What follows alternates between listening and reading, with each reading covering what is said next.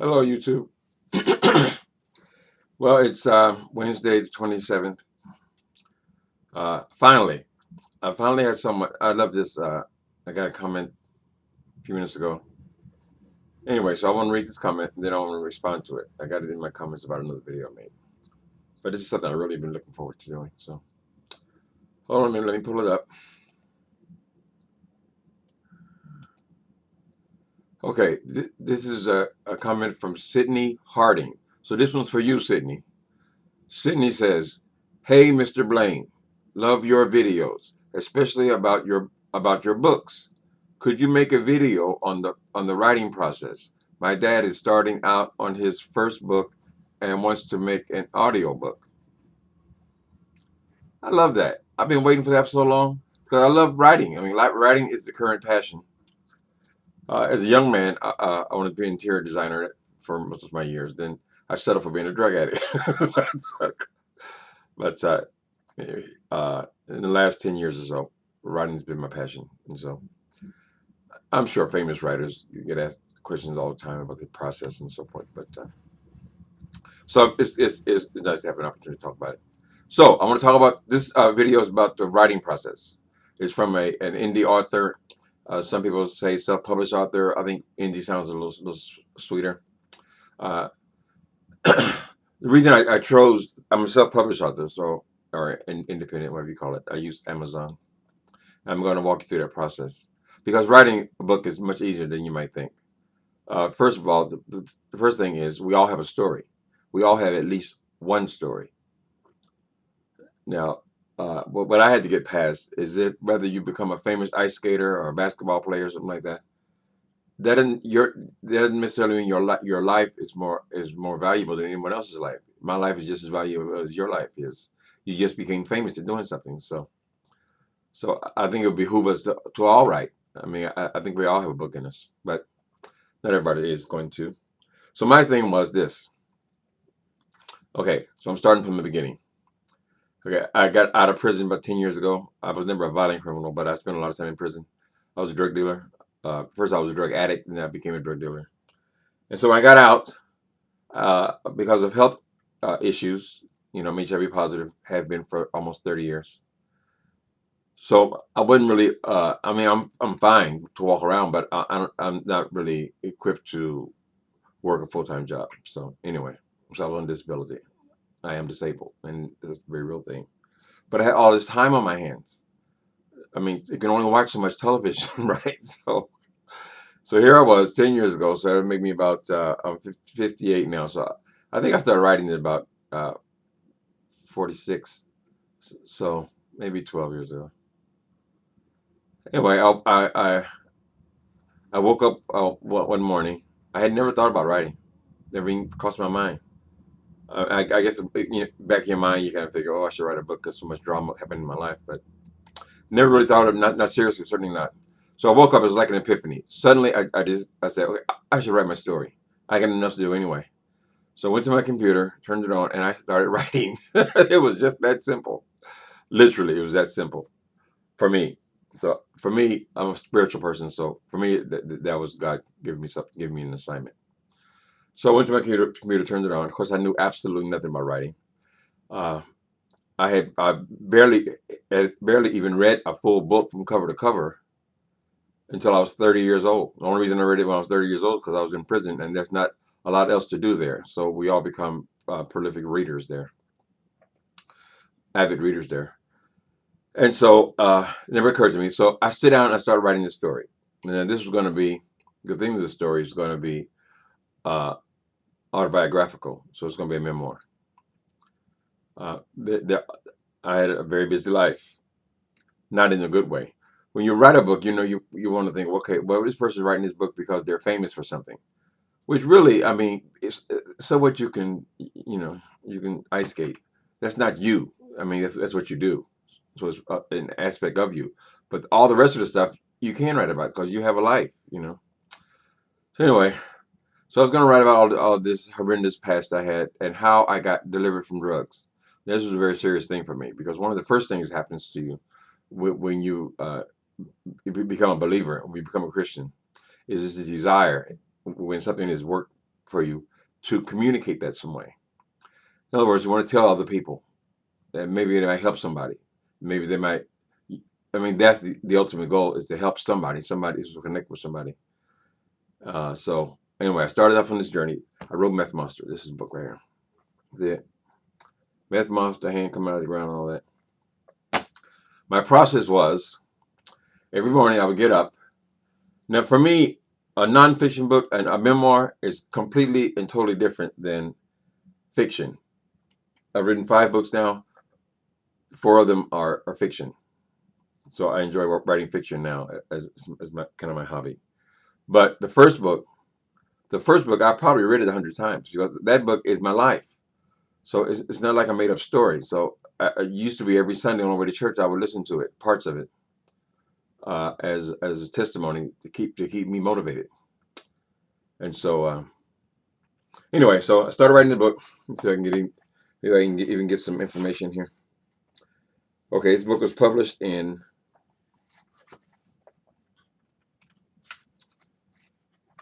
I can't tell. I never look back at this stuff, so okay. 2006. So this is 2016, so 10 years ago. I started writing this book. What I did was I knew nothing about writing. Of course, you wonder who would ever publish this book. But I decided early on that was not my assignment. My assignment was to tell my story is the best way that I can, and I'm not even going to think about the rest of it. At first, I thought, well, maybe I'll just have one copy and I'll go to Kinko's and make a little thing with the holes in it, spiral, no, and that would be good enough because I knew nothing. But I started writing this book, and the main thing I can communicate if you want to write a book, first of all, do not worry about the publishing as you're writing your book. Don't even think about it. Don't think about getting famous. Don't think about this is going to pay your bills. I mean, it doesn't serve any purpose. All it does is scare you into doing nothing. But I started writing this book, and the main thing that I think is important for writing is I needed to write every day. That's what you're gonna hear from almost every writer. Write every day. A lot of time we lie. We say we write every day. We don't write every day, but most days the goal is to write every day because it keeps you in the story. You know what I mean? Now, there were many days. Okay, first of all, I had never used Word, so I had to borrow Word for my computers. A friend of mine happened to have. Back then, you could share the Word thing. I think you have to pay for it by a month now, but back then you could share the Word software. Get Word into your computer because it's very important. It makes it very easy. For one thing, I have several disabilities. First of all, I can't spell with the shit. Secondly, I have dyslexia, which means it's hard for me to concentrate. Thirdly, I barely read books, until very recent at the time. So I know nothing about writing. I do remember back in high school that showed some promise, but I quit high school. So, all right. So let me try. I'm gonna try to stay in some semblance of order here. Okay. So I have Word Network. It allows you just to start writing. Now you can fix it up later. That program allows you to do a lot of different things. Like you can just go in there and just write words, and later on you can come back then and make it a chapter. Make all the corrections in the spelling and so forth. Do not be intimidated because you've never written a book before. That's important. So I'm speaking, I guess, primarily to people who are contemplating writing a book. Don't be intimidated because your grammar is not correct. As a matter of fact, if you're writing for urban people or writing for black people, you might want it to be a little crooked because you want to sound like a real person. Okay, so this story was kind of easy to write because it was a true story. Now for me, I know this book was not going to be, number one on Amazon hit list, but I wanted this book to be perfect because this was my life, and there are things that come out of writing a autobiography. Okay, like for me, for instance, I'll give you an example of that. When I was 19 years old, I came out. Now I had known I was gay since I was 8 or 9 years old, but I came out at 19. No one in my family knew, or at least they weren't willing to admit to my face that they knew that I was gay. I mean, I'm sure many of them suspected and so forth. But I sort of left, and then after I got here, they discovered that I was gay. Actually, I came back home for a visit, and my mother said I was walking different, so it was already in her spirit that I could be because I moved to Hollywood. All right, so where was I at now? Lord, it's hard to stay on track. I told you about that dyslexia, right? All right, so where was I at now?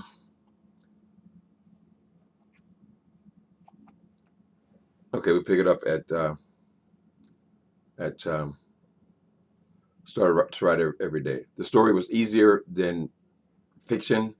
Fiction is much harder because in fiction you have to actually make up a story, and I wasn't even sophisticated enough to want this story to be in any way creative or anything like that. I just wanted to tell the truth, and so I began my book. I started writing. Sometimes I would only write like a paragraph. Sometimes I would get a page. A page was the goal, to get one full page a day, uh, and just write what I remembered. And it's funny because you would think that you would remember all this stuff, but if you start from the beginning, this happened, then this happened, then this happened, kind of thing, and try to be, I mean, you're trying to be honest. There's nothing to remember.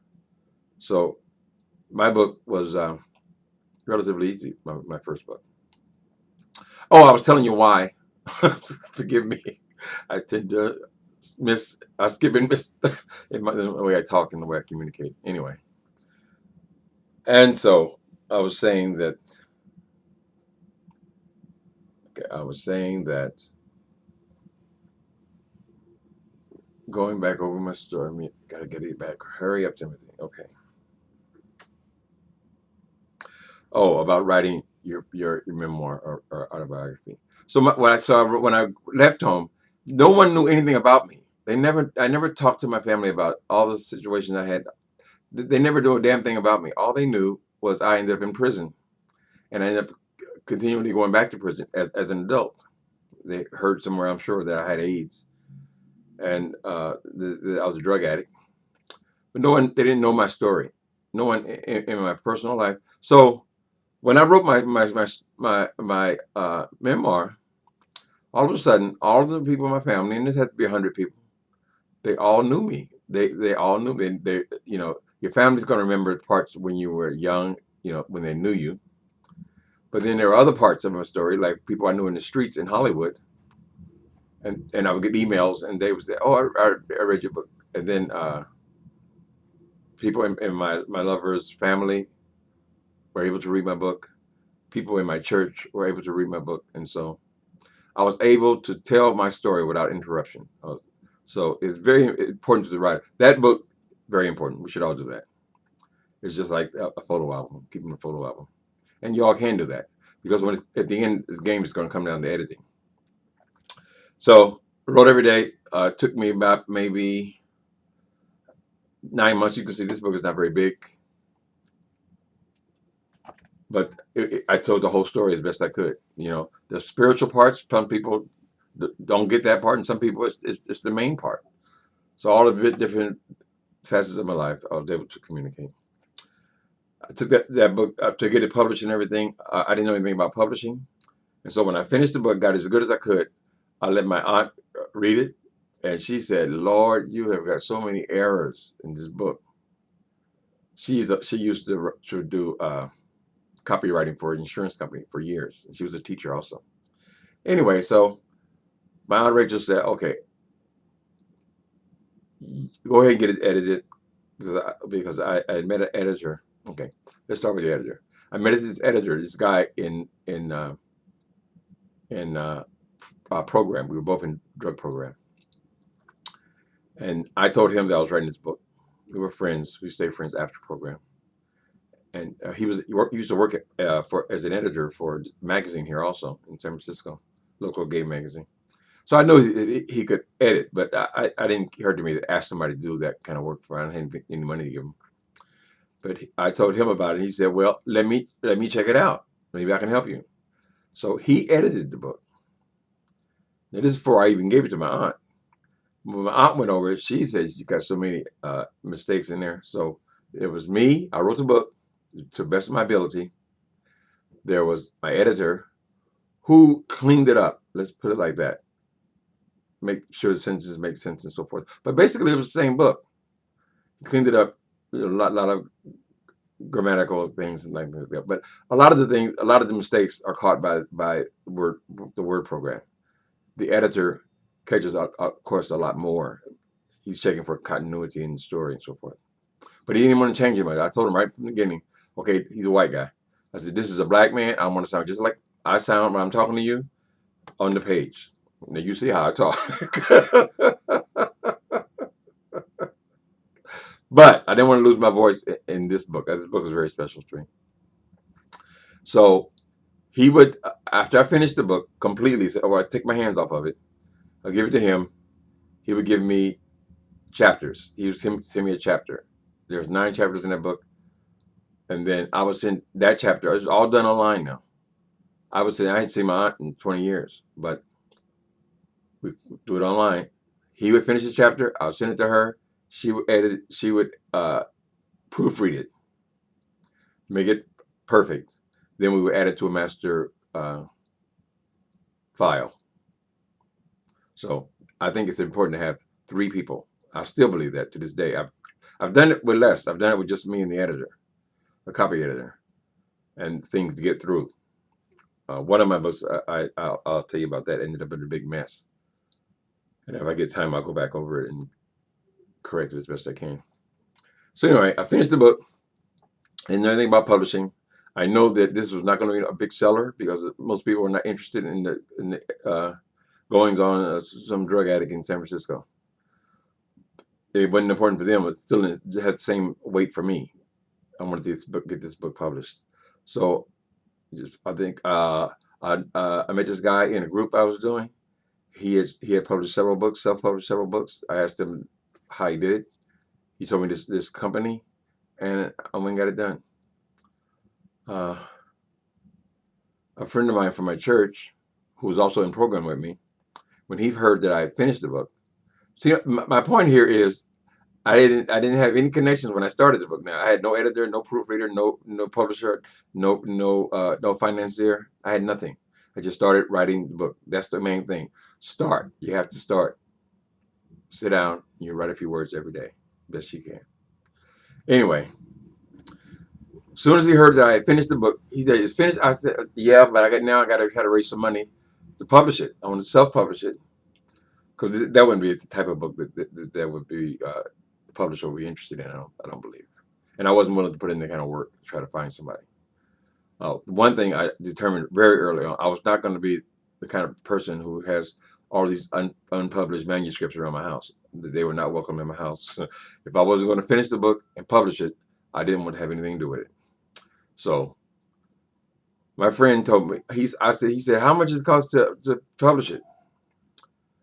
Now, this companies, they're considered predatory companies now, but at the time, they were considered the best. And so he gave me the money to publish the book, $700-800 to publish the book. He just gave it to me. He said, "You want to publish it? Okay, come down here." And it was just like that. From the time I finished the book to the time the book was in my hand, this book was in my hand. There it is. It was less than a month.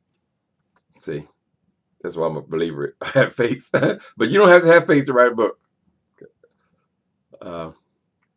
Okay, so after I got it done, as I said, I was able to communicate my story to a lot of people who I wouldn't have had an opportunity to actually know me. So, and I read it all the time, especially in the beginning when I was just trying to get clean. That testimony, I had to remember what the hell happened with me.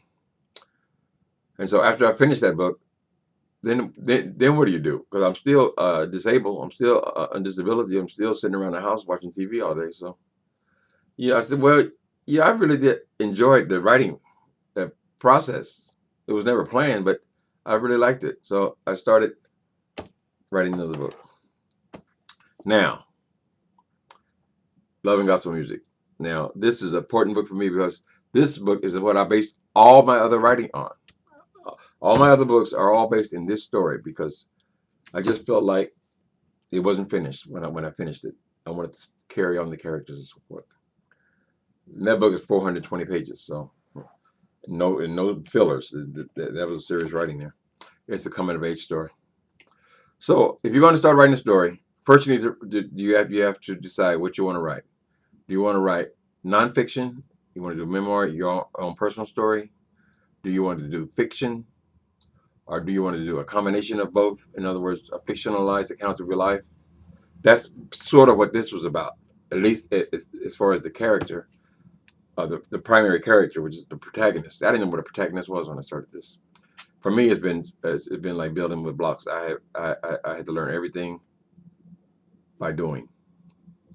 Anyway, so that book was autobiographical. This book is the main character, uh, the mother. This is a coming of age story. I don't want to get it wrong. Loving gospel music. I never been no singer, so the singer, the characters here are all musical people. Are not musical people, but the personal stories of the protagonist basically what was my story, a fictionalized story. So there were, I think, four characters and myself that were in that book. The other characters, I made them up. I made up that one. The guy, Dwayne Brown, which would be basically myself. It's a coming of age story for him, and he meets this gospel singer, and the story takes off. He's about 21. Meets him on 21st birthday, actually. But there's a lot in this book here. I love that novel. It took me 4 years to do this novel. Let me give it some more shine because this was the primary novel. 400. What is it? Okay. So this book was done in 2011. So that's 6 years difference, right? The other one was 2006, 2011. Yeah, we got 6 years. But it took me about 4 years to write it. So maybe I took a year out in between deciding what I wanted to do. It took a long time to edit that book. But what else can I say about the process, though? The process. Okay, so both of those books were done by Author House in Bloomington, Indiana. Now you pay them. They publish the book. They put a cover on it. They they uh, they put the book together for sale, kind of thing. They don't do editing. You have to pay for editing. But I already had an editor. I had the same editor same editor and proofreader on both of those books. Okay, so after I wrote those two books, of course I wasn't going to stop writing. Now I discovered that I love writing, and then writing was kind of difficult for me only because of this disability that I've had since forever. I mean, I was held back in school a couple of times because of this thing called dyslexia. So what I discovered is it was very important for me because I still could tell a story. Now the brain still worked good. It was just I can never write a book longhand like some people do. So anyway, in addition to the word uh, program, I got this thing called Read Please. Now I forget who told me about this program. But what you do is you write your page. My goal was a page a day, right? In both of those books. I didn't always make it, but I sat down every day. Okay, you write your page, then you copy this on this thing called Read Please, and I'm sure it's on all kind of programs you can get this done, and then you paste it into you copy it from from Microsoft Word, like you copy and paste kind of thing. You copy it, paste it into Read Please, and then the story is read back to you. So now when the story is read back to you, this is a tool especially for dyslexic people, or this is what I use. When the thing reads the story back to you, I mean, you follow with your eyes too. I can see every mistake because I'm hearing it. So that works for me. I use that tool relentlessly. I mean, I do all my writing like that way. And so the goal is for the story to look like you just told it all at one time. It shouldn't be choppy and and I get that when I can hear the story. So I write it, paste it, and listen to it. I still listen to books even today. I have a Kindle. There's an element on your Kindle where you can listen to your books. So like if you're when you're in a project, you got to immerse yourself in that project for a while, right? So let's say I've written a whole chapter in a book. Let's say the chapter is 15 pages. I'll copy that into my Kindle, and then when I'm out in the world, walking around, I'm listening to my book the whole time. Many times, I'll see something that's not consistent. I'll hear something that's not consistent, and then I'll go back to the Word document. And I can change it. All this by hearing the thing. So anyway, I have to adjust to that. And now, when I'm finished with a book, you can't tell that the person is half retarded. I mean, shouldn't use it.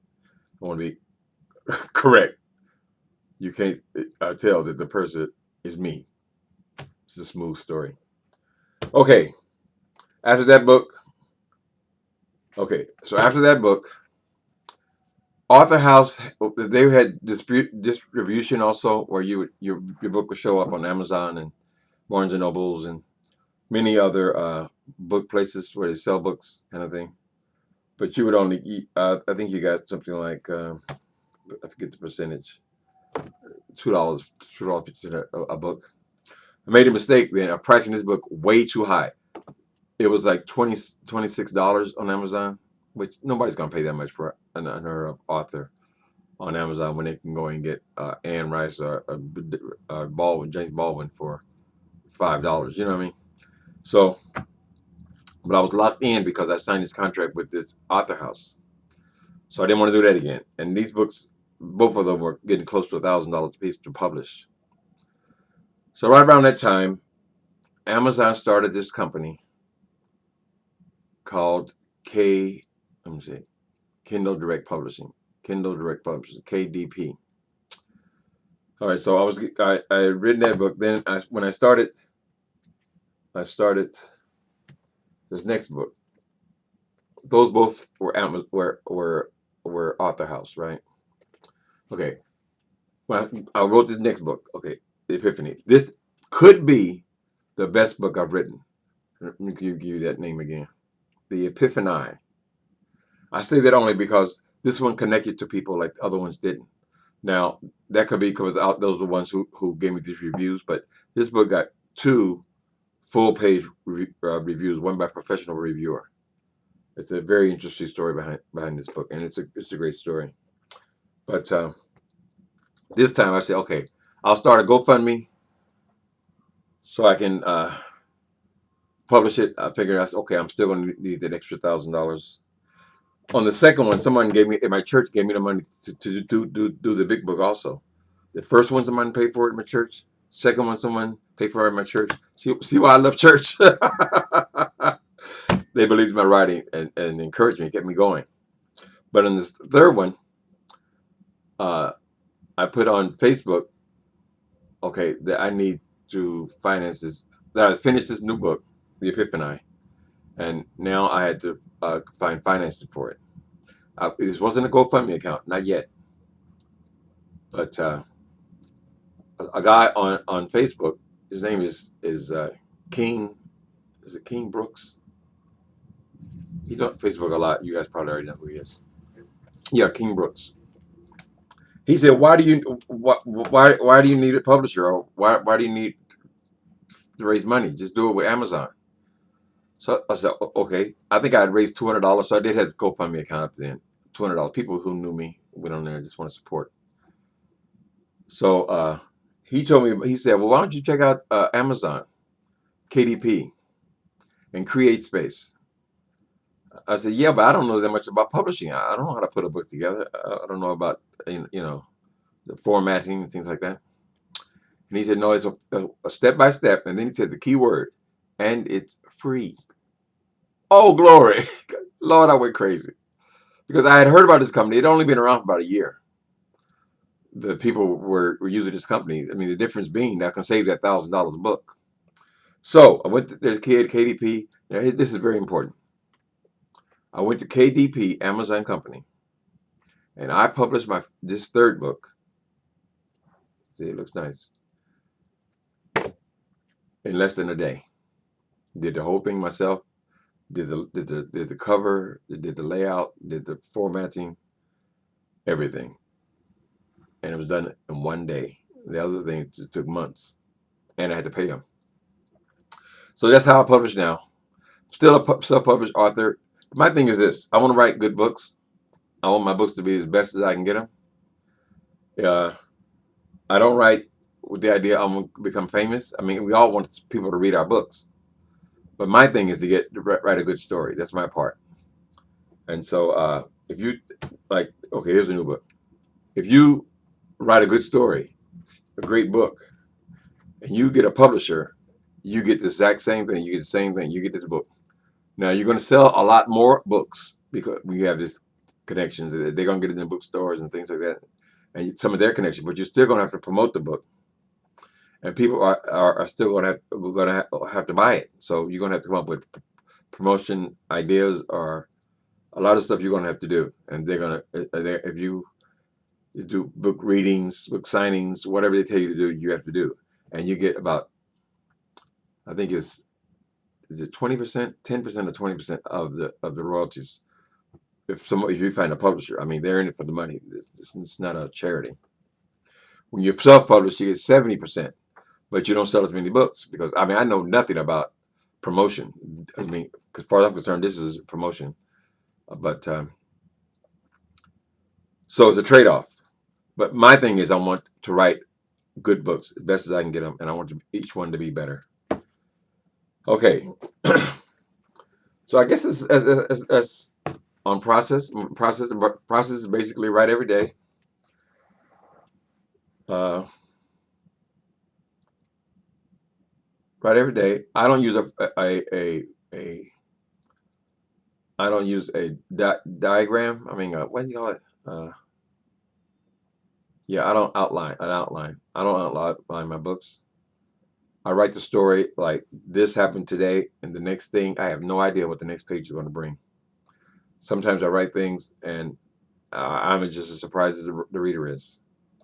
But after as I get it woven together, it's a complex story. I get a chance to go over it many, many, many times until it's smooth, and it's just a single idea. Uh, anyway, so next thing I did is I wrote Muse. See Muse? Muse. Okay, so you can see I wrote a lot of books with Muse, which I think is a fantastic story. But at the time I was on Facebook, I was trying to listen to these people on this writing. Like they have a lot of writing uh, channels on there, and I would go on there, get advice from different writers and different people and so forth. And I mean, there are some certain things that I learned by doing that, but it's difficult to write on by a committee because what happened was the editor, another friend of mine, edited this book. Okay, he I took some of the pages that he edited to this writing group on Facebook.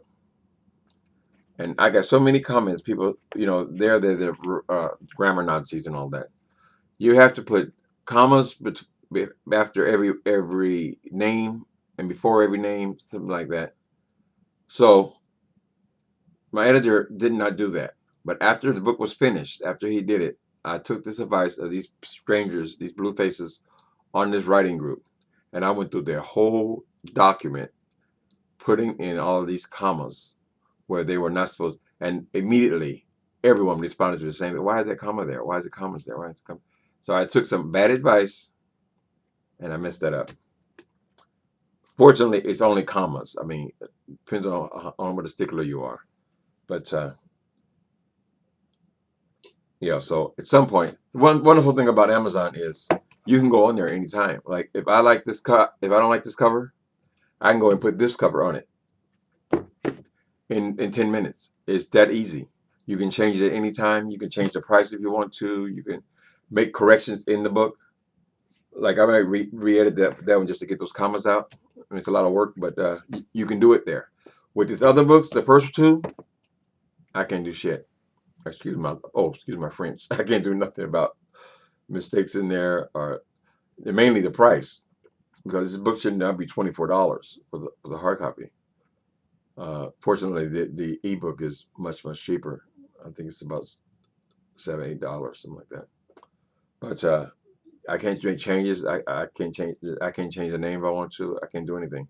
Meth Monster, I changed the cover because some internet troll gave it some nasty review, and it just kind of sat there without doing anything. When I changed the cover, put it back up, did great. I mean, that book still is the bestseller I have. I mean, mainly I guess it's because people struggle with dope and things like that, so I find it very interesting. Okay, so I hope that was something on the process of writing. I mean, it'd be much easier if I had someone interview me, hint, uh, on specifics of the process. But that's basically my process. My process is sit down and write.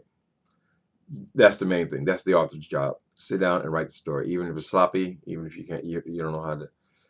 Um, don't worry about grammar. Don't worry about spelling, things like that. Although if you use Word, it will correct most of your spelling errors, things like that.